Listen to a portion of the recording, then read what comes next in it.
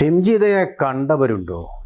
കണ്ടില്ല സാർ, ദുബായിലേക്ക് മുങ്ങിയെന്നൊക്കെ കേൾക്കുന്നു. സമൂഹത്തിന് ചികിത്സ കൊടുക്കാനൊക്കെ ഇങ്ങനെ നടന്ന ആള് അറബിയുടെ ചാനലിൽ വരെ വന്നു.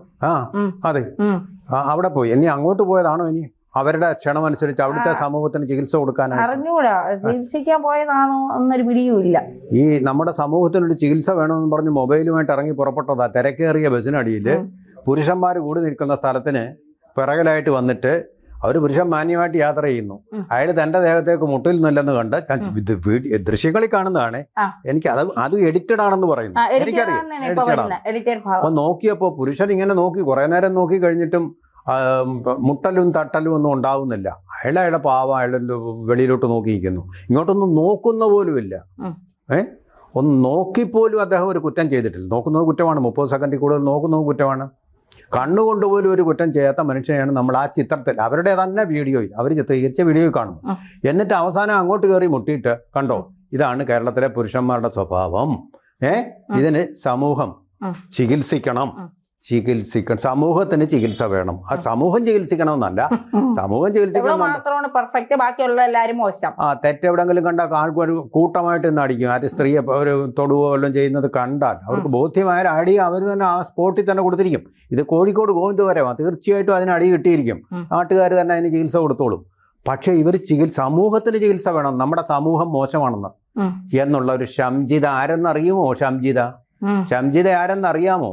മുസ്ലിം ലീഗിന്റെ സ്ഥാനാർത്ഥിയായിട്ട് മത്സരിച്ച് പഞ്ചായത്ത് അംഗമായിട്ടുള്ള ഷംജിത.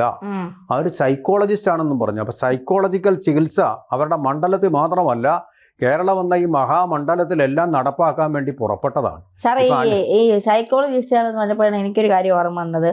ഈ കുറച്ച് നാളുകൾക്ക് മുമ്പ് എൻ്റെ ഒരു സുഹൃത്തിനെ ഒരു ആൾ വിവാഹം കഴിച്ചു. കുറച്ച് ദിവസം, ഒരു 20-22 ദിവസം കഴിഞ്ഞപ്പോൾ ഇയാൾ വേറൊരു സ്ത്രീയുമായി വിവാഹം കഴിഞ്ഞ് 22 ദിവസമായപ്പോൾ ഇയാൾ വേറൊരു ഇയാൾക്ക് വിവാഹത്തിന് മുമ്പ് ഈ സ്ത്രീയുമായി ബന്ധമുണ്ടായിരുന്നു. അതറിയാതെയാണ് ഈ പെൺകുട്ടി ഇയാളെ വിവാഹം കഴിക്കുന്നത്. വിവാഹം കഴിഞ്ഞ് ഒരു 20-22 ദിവസമായപ്പോൾ ഇയാൾ വേറെ ആ സ്ത്രീയുമായി പിന്നെ വേറെ റൂമൊക്കെ എടുത്ത് പോയി. അപ്പൊ ഇത് ഈ പെൺകുട്ടി അറിഞ്ഞു. ഇപ്പൊ വീട്ടിൽ പിന്നീട് ഭയങ്കര പ്രശ്നമായി. ഒരു സ്ത്രീ അറിയുമ്പോൾ ഉണ്ടാവുന്ന എല്ലാ ബുദ്ധിമുട്ടുകളും അവളും ആ വീട്ടിൽ കാണിച്ചു. അങ്ങനെ കൗൺസിലിങ്ങിന് പോവാം അങ്ങനെ കൗൺസിലിങ്ങിന് പോയി. കൗൺസിലിങ്ങിന് പോയി കഴിഞ്ഞപ്പോഴാണ് ആ സൈക്കോളജിസ്റ്റിന്റെ അടുത്ത് കൗൺസിലിംഗ് കഴിഞ്ഞ് വന്നപ്പോഴാണ് ഇവൾ എന്നോട് പറയുന്നത്, ആ സൈക്കോളജിസ്റ്റ് അയാളുടെ ഭാഗമാ, അയാൾ ചെയ്തത് തെറ്റല്ലെന്നാ പറയുന്നത്. അപ്പൊ ഇനി അതും അയാളുടെ ഭാഗം തന്നെയാണോ എല്ലാ തരത്തിലും? അറിയില്ല. എന്നോട് എന്ന് പറയുന്നത്, സാധാരണ സൈക്കോളജിസ്റ്റുകൾ ഇതൊക്കെ കേൾക്കുമ്പോ ഒരു മാനുഷികമായെങ്കിലും ഒരു ഇത് കാണിക്കില്ല. എല്ലാം നിന്റെ ഓവർ തിങ്കാണ് പ്രശ്നം, ഓവർ ഇതാണ് പ്രശ്നം. എന്നിട്ട് എനിക്ക് കുറെ മരുന്ന് കുടിച്ചു തന്നു. തെറ്റ് ചെയ്ത അയാൾക്ക് ഒരു പ്രശ്നവും ഇല്ല, അയാൾക്ക് ഒരു കുഴപ്പമില്ല, അവൾ ആ ബന്ധത്തിൽ നിന്നൊക്കെ വിട്ടു പോന്നു. പക്ഷെ ഞാൻ ആലോചിക്കാണ്, ഇത്തരം സൈക്കോളജിസ്റ്റുകൾ നമുക്കിടയിലുണ്ട് എന്നുള്ളത്. അതായത് ഒരു സ്ത്രീ ഒരു ബുദ്ധിമുട്ടുമായി പോകുമ്പോഴും പുരുഷന്മാരുടെ അങ്ങനെ ഒരു വിഭാഗമുണ്ട്. ഇത് റീച്ചിന് വേണ്ടിയിട്ടും 4 ആളെ പിന്നെ കൂട്ടാൻ വേണ്ടിയിട്ടും ഇങ്ങനെ ആണുങ്ങളെ ഉപദ്രവിച്ച് കൊല്ലുന്ന ഇത്തരം പിശാചുക്കളും ഉണ്ട് എന്നുള്ളതാണ്. അവിടെ ഇപ്പൊ എനിക്ക് ബോധ്യമായി, ഇങ്ങനെയും ഉണ്ട് സൈക്കോളജി. കാരണം ഷിംജിതയും ഒരു സൈക്കോളജിസ്റ്റ് ആണല്ലോ, സമൂഹത്തെ ചികിത്സിക്കാൻ നടക്കുന്നത് മാസ് ചികിത്സയാണ്.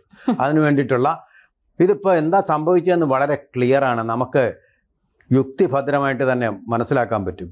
അവർക്ക് വൈറലാകണമായിരുന്നു, ജന്മകാലം വൈറലാവുന്നില്ല. അപ്പോൾ ഓരോരുത്തരൊക്കെ കണ്ടിട്ട് കൊതി വന്നു. ഇപ്പം രാഹുൽ മാങ്കൂട്ടത്തിൻ്റെ കാര്യത്തിൽ അവർ രാഷ്ട്രീയത്തിന് സംശുദ്ധി വരുത്താൻ വേണ്ടി ഒരു പോസ്റ്റ് ഇട്ടുണ്ട്, ഒരു സ്ത്രീ. അതോടുകൂടി അവർ വൈറലായി. എന്നാൽ പിന്നെ ഞാൻ ഇങ്ങനെ ഒരെണ്ണം എടുക്കാം എന്നും പറഞ്ഞ് ബസ്സും തേടി നടന്ന്, തിരക്കുള്ള ബസ്സും നോക്കി നടന്നിട്ട് ഈ മൊബൈലും പിടിച്ചുകൊണ്ട് അവിടെ ഈ സംഭവങ്ങളൊന്നും നടക്കുന്നില്ല എന്നറിഞ്ഞപ്പോൾ അവർ സ്വയം അങ്ങനെ അതിനൊരു അവസരം ഉണ്ടാക്കി അങ്ങ് വൈറലാവാൻ ശ്രമിച്ചതാ. ആ വൈറലായതോടുകൂടി ഒരു ചെറുപ്പക്കാരൻ്റെ ജീവൻ അങ്ങ് പോയി. ആ ജീവൻ പോയി കഴിഞ്ഞിട്ടും സമൂഹത്തിന് ചികിത്സയാവണമെന്നും പറഞ്ഞ് പോസ്റ്റ് ഇട്ടു ഈ സ്ത്രീ. മനുഷ്യത്വത്തിൻ്റെ കണികയില്ലാത്ത ഇവരാണ് സമൂഹത്തെ ചികിത്സിക്കാൻ നടക്കുന്നത്.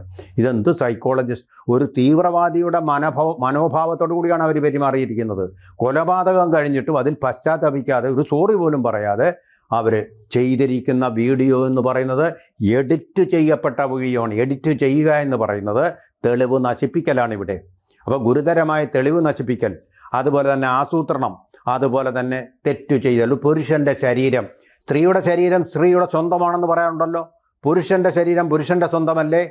എന്തുകൊണ്ട് ആ ചിത്രീകരിക്കുന്നതിന് മുമ്പ് പെർമിഷൻ വാങ്ങിച്ചില്ല അവർ? എന്തുകൊണ്ട് പെർമിഷൻ വാങ്ങിച്ചല്ലേ മറ്റൊരാളിൻ്റെ ശരീരം ചിത്രീകരിക്കാൻ? ആർക്കാണ് സ്വകാര്യതയിലേക്കുള്ള ഈ കടന്നുകയറ്റത്തിന് ആരാണ് അവകാശം കൊടുത്തത്? തീർച്ചയായിട്ടും അവകാശമല്ല. ഇവിടെ നടക്കേണ്ടത് മൂന്നാമതൊരാളത് ചിത്രീകരിച്ചിട്ട് കൊടുക്കുക എന്നുള്ളതാണ്. ഇവർ സ്വയം അങ്ങ് ചിത്രീകരിക്കുകയും മുട്ടുകയും എല്ലാം ഒരുമിച്ച് തന്നെ മുട്ടുകയും തട്ടുകയല്ല, ഒരുമിച്ച് നടക്കുന്ന ഒന്നായിട്ടാണ് നമ്മൾ വീഡിയോയിൽ കാണുന്നത്. അത് ശരിയാണെങ്കിൽ വീഡിയോ കണ്ടപ്പോൾ അതാണ് മനസ്സിലാവുന്നത്. കണ്ട സ്ത്രീകളും ഇത് കണ്ട ജനങ്ങളെല്ലാം അതാണ് പറയുന്നത്. കണ്ട ജനങ്ങൾ മുഴുവൻ ഇവർക്കെതിരെ പ്രതിഷേധിക്കുകയാണ്. കൂട്ടത്തിൽ പറയട്ടെ, ഇവരെ ഉൾക്കൊള്ളുന്ന പാർട്ടിയായ മുസ്ലിം ലീഗ് പോലും അതിനെ അപലപിച്ചിരിക്കുകയാണെന്നേ. മുസ്ലിം ലീഗ് മര്യാദ കാണിച്ചു, മാന്യത കാണിച്ച ആ കാര്യത്തിൽ. ആ മര്യാദ പോലും ഇല്ലാതെ രായിക്ക് രാമാനം ഒരു FIR ഉണ്ടാക്കിയിട്ടുണ്ട്. FIR വളരെ സോഫ്റ്റായിട്ടുള്ളൊരു FIR-ആണ്, വഴിപാട് പോലെ. അതായത് വീട്ടുകാർ പരാതി കൊടുത്തു, പരാതി കിട്ടിയപ്പോൾ അവർക്കൊരു FIR ഇട്ടേ വിട്ടു. അതിനും വേണ്ടി ഒരു വളരെ ദുർബലമായ വകുപ്പുകൾ വെച്ചൊരു FIR ഇട്ടിരിക്കുക. അത് പ്രകാരം അവരെ ശിക്ഷിക്കാനൊന്നും പറ്റുകയില്ല. അവരെന്നിട്ട് തന്നെ അവരങ്ങ് മുങ്ങി. ഇവിടെ പറയുന്നത് ദുബായിലേക്ക് അവർ കടന്നു എന്നാണ് പറയുന്നത്. അങ്ങനെ ആയിരിക്കണം. ദുബായിലെ മാധ്യമങ്ങളിലും ഇത് വന്നു എന്നാണ് പറയുന്നത്. ഇത് എന്തിൻ്റെ സൂക്കേടാണിതെന്ന് എനിക്ക് മനസ്സിലാവുന്നില്ല. ദുബായിലൊക്കെ വേറൊരു കാര്യമുണ്ട്. ഗൾഫ് രാജ്യങ്ങളിലെ ആണുങ്ങൾക്കും പെണ്ണുങ്ങൾക്കും വേറെ വേറെ ഇടങ്ങളാണ്. സ്ത്രീകൾ നിൽക്കുന്ന ഇടങ്ങളിൽ പുരുഷന്മാർ നിൽക്കാൻ പാടില്ല. പക്ഷേ ഇത്രയും ജനസംഖ്യ, കേരളത്തിൻ്റെ അത്ര പോലും ജനസംഖ്യ ഇല്ലാത്ത രാജ്യത്ത് അത് നടക്കും. ഇത്രയും ജനസംഖ്യ ഒരു രാജ്യത്ത് ബസ്സുകൾ, പബ്ലിക് ട്രാൻസ്പോർട്ട് ഇതിൻ്റെയൊക്കെ സൗകര്യങ്ങൾ കുറവുള്ള ഒരു രാജ്യത്ത് തീർച്ചയായിട്ടും ആളുകൾ ക്രൗഡഡ് ആയിട്ടുള്ള വാഹനങ്ങളിൽ പോകുമ്പോൾ തട്ടലും മുട്ടലും കുണ്ടുകുഴിയിൽ കൂടെ ഒക്കെ പോകുമ്പോൾ സംഭവിക്കുന്ന കാര്യമാണ്. അങ്ങനെ പോകാൻ സൗകര്യമില്ലാത്ത ഒരു ടാക്സി പിടിച്ചങ്ങ് പോവുക എന്നുള്ള മാന്യതയല്ലേ കാണിക്കേണ്ടത്? ഈ പുരുഷന്മാർ ബസ്സിനകത്ത് യാത്ര ചെയ്തു എന്നുള്ളതിൻ്റെ പേരിൽ കൊലപാതകത്തിലേക്ക് നയിക്കുന്ന ഒരുതരം തീവ്രവാദമല്ലേ, തീവ്രവാദ മനസ്സല്ലേ അതിനകത്ത് കാണുന്നത്? തീർച്ചയായിട്ടും അത് പരിഹരിക്കപ്പെടേണ്ട പ്രശ്നമാണ്, മാതൃകാപരമായ ശിക്ഷ. ഇനി വേറൊരു കാര്യം കൂടി, സ്ത്രീകൾക്ക് ഇങ്ങനൊരു അനുഭവം ഉണ്ടാകുമ്പോൾ മാത്രം സജീവമാവുന്ന പോലീസും മനുഷ്യാവകാശ കമ്മീഷനും. പുരുഷന്മാരുടെ കാര്യത്തിൽ ഇതുപോലെ ധാരാളം സംഭവങ്ങൾ ഉണ്ടാകുന്നുണ്ടെന്നേ. പുരുഷന്മാർക്കും ഇതുപോലെ പീഡനങ്ങൾ ഏൽക്കേണ്ടി വരുന്നുണ്ട്. പുരുഷനും ഉണ്ട് അവകാശം, അവൻ്റെ ശരീരത്തിൻ്റെ അവകാശം. അങ്ങനെയാണെങ്കിൽ ഇപ്പോൾ ലോകമാകെ അങ്ങനെ പ്രസ്ഥാനം വരുന്നുണ്ട്. പുരുഷ അവകാശ സംരക്ഷണത്തിനായിട്ടുള്ള പ്രസ്ഥാനങ്ങൾ ഈ രാജ്യത്ത് വന്നെങ്കിലേ പറ്റൂ. അല്ലെങ്കിൽ ഇതുപോലുള്ള ദീപകുമാർ കയറിൽ തൂങ്ങി ഈ രാജ്യത്തോട്, ഈ ലോകത്തോട്, പീഡനമില്ലാത്ത ലോകത്തേക്ക് പോകേണ്ടി വരും. അത് തീർച്ചയായും വളരെ ഗൗരവമേറിയ ഒരു പ്രശ്നമാണ്, ലോകം ചർച്ച ചെയ്യുന്ന ഒരു പ്രശ്നമാണ്. സ്ത്രീയാണല്ലോ ധന്യ, ഈ കാര്യത്തിൽ ഒരു പുരുഷ നീതിയും വേണ്ടേ? സ്ത്രീ നീതി മാത്രം മതിയോ? തീർച്ചയായിട്ടും സാറേ, ഈ കാര്യത്തിൽ 100% പുരുഷ നീതി വേണം. ഇതിൽ പോലീസുകാർ ഏതെങ്കിലും തരത്തിൽ ആ പ്രതിയെ രക്ഷപ്പെടാൻ അനുവദിക്കുന്നുണ്ട് എങ്കിൽ സമൂഹം അതിനെ അനുവദിക്കരുത് എന്നുള്ളതാണ്. കാരണം ഇന്നൊരു ദീപക്കാണെങ്കിൽ നാളെ അനവധി ദീപക്കുമാർ നമുക്കിടയിൽ ഉണ്ടാകാം. സ്ത്രീക്കും പുരുഷനും ഒരേ നീതി തന്നെയാണ്. സ്ത്രീയുടെ ശരീരത്തിൽ കൺസെന്റ് ഇല്ലാതെ തൊടാൻ കഴിയില്ലെങ്കിൽ അതുപോലെ തന്നെയാണ് പുരുഷന്റെ ശരീരവും. കൺസെന്റ് ഇല്ലാതെ തൊടാൻ കഴിയില്ല പുരുഷന്റെ ശരീരത്തിലും. പുരുഷനെ വെറുതെ ഇട്ടേക്കാണെന്ന് ആരാണ് പറഞ്ഞത്? സ്ത്രീക്ക് ഒരുപാട് നീതി, ഒരുപാട് കാര്യങ്ങൾ ഈ നിയമവ്യവസ്ഥയിൽ ഉണ്ടെന്ന് കരുതി എന്തുമാകാം എന്നുള്ളത് വേണ്ട. ഇവിടെ ഒരു സ്ത്രീക്കാണ് ഇത് സംഭവിച്ചിരുന്നെങ്കിൽ ഈ നാട് നിന്ന് കത്തിയേനെയല്ലോ. അവൾക്കൊപ്പം എന്ന് പറഞ്ഞ ഹാഷ്ടാഗ് വന്നനെ, മെഴുകുതിരി കത്തിച്ചാൽ എന്തെല്ലാം കാര്യങ്ങൾ നടന്നേ. ഒരു പുരുഷനായതുകൊണ്ട് അവനെന്താ ചോദിക്കാനും പറയാൻ ആരുമില്ല. അവനും ഉണ്ട് പ്രായമായ ഒരു അച്ഛനും അമ്മയും. അവരുടെ ചോദ്യത്തിന് ഈ താടക പിശാചി യക്ഷി മറുപടി പറഞ്ഞേ മതിയാകൂ. നമ്മുടെ നവീൻ ബാബുവിന്റെ കാര്യത്തിൽ PP ദിവ്യ കാണിച്ചതുപോലെ ഒരു വലിയ കുറ്റമാണ് ഇവർ ചെയ്തത്. അതിനേക്കാളും വലിയ കുറ്റമാണ് വീഡിയോ കൊണ്ട് കൊന്നു, വൈറലാവാൻ വേണ്ടി ഒരു പുരുഷനെ ബലിയാടാക്കി. ആ കുറ്റമാണ് ചെയ്തിരിക്കുന്നത്. അത് മാതൃകാപരമായി ശിക്ഷിക്കപ്പെടണം. ഇപ്പോൾ തന്നെ കേസും FIR വിട്ടിരിക്കുന്ന മനുഷ്യാവകാശ കമ്മീഷൻ ആവശ്യപ്പെട്ടു എന്നുള്ളത് കൊണ്ടാണ്. മനുഷ്യാവകാശ കമ്മീഷനിൽ ഒരു പുരുഷാവകാശ കമ്മീഷൻ തന്നെ വേണം. ഇങ്ങനെയുള്ള പ്രശ്നങ്ങളിൽ പലതരത്തിൽ ഈ സ്ത്രീ അവകാശം വെച്ചിട്ടുള്ള ബ്ലാക്ക് മെയിലുകൾ നടക്കുന്നുണ്ട്, ഭീഷണികളും നടക്കുന്നുണ്ട്. അതിനുള്ള ഒരു പരിഹാരം ഉണ്ടായേ പറ്റൂ ഈ രാജ്യത്ത്. അതല്ലെങ്കിൽ ഇനി പുരുഷന്മാരുടെ വലിയൊരു പ്രതിഷേധ പരമ്പര തന്നെ ഉണ്ടാവേണ്ടി വരും. കൂടുതൽ വാർത്തകളും വിശേഷങ്ങളും നിങ്ങളിലേക്ക് എത്താൻ ABC മലയാളം സബ്സ്ക്രൈബ് ചെയ്യുക, ബെൽ ബട്ടണും അമർത്തുക.